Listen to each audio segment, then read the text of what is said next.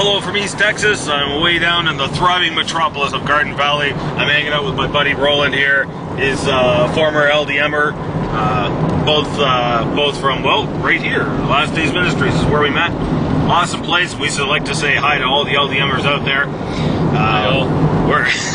We're on our way to go visit with a couple more LDMers, Joan and Randy and stuff like that. So, pretty hectic week. Spoke in Tucson, then spoke twice in Phoenix, and drove over to Greene, Kansas, and spoke at a school there twice during the day, and then once in the evening did an adults talk, and then drove down to south of Topeka in a little town called Yates Center. From there I went over to Dallas, stopped in at David Lyons and Linda Lyons' place on the way through, and then went down to Dallas, shot 2 shows with Carl. He was sick, unfortunately, but we still had 2 good shows anyway. It was a lot of fun. Always enjoyed being in the studio and seeing all the guys there, and same crew has been there for years. Good bunch of guys. So anyway, that was a blast.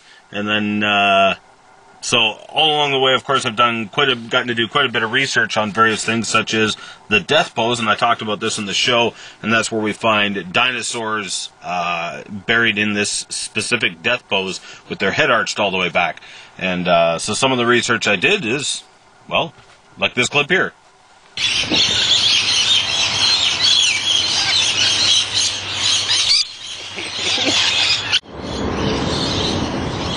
Well, here we are at the Ostrich Ranch on the side of I-10, I think it is.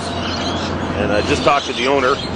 Specifically mentioned to him, you know, I'm interested in studies in the death pose. I've been told ostriches will tend to bend their necks back when they die. And he says, nope, I've seen them in every position. So there you have it.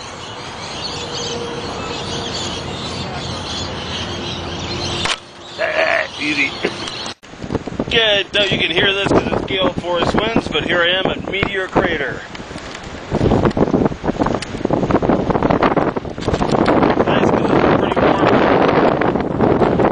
7,000 feet altitude, and it's actually quite cool here.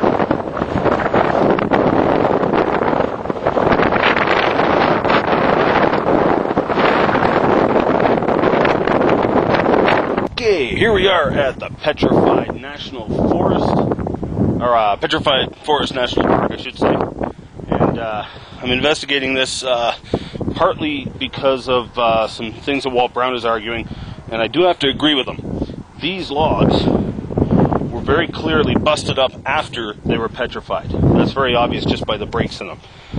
Notice it appears none of them have bark or branches. There's a branch broken off right there. As you can see for yourself, there appears to be no bark on any of them. That's also important. Now, Walt's arguing for time here. The question arises, how long does it take to petrify a tree? So, I'm just looking at, okay, let's zoom in here.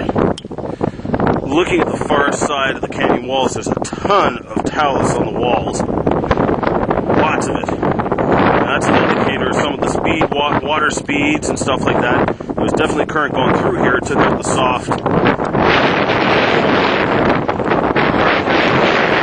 place. There appear to be no polystrate trees here. At least I've never heard of any. I don't think anybody else knows of any either. Some of these logs are just absolutely gargantuan. Very impressive. We're also at a pretty decent altitude here. But you check out this log here. That's easily 30-40 feet long. Probably 3-4 feet across at the base at the far end. Okay, so I'm trying to identify the layer that they're coming out of. Okay, these ones are relatively intact, and they just appeared as I came down off the crest of the hill. I'm gonna take a wild stab at 75 feet, give or take, from the top of the planation surface. So it's definitely not superficial. It's definitely not the top. It's somewhere down below. I can't exactly nail it down just yet. I'm still looking. Well, there's a nice butte over here, and I'll go and check it out and see if we spot any outcrops. Okay, as you can see, there's one log right there. We're almost at the top. That's only about 5-10 feet from the top.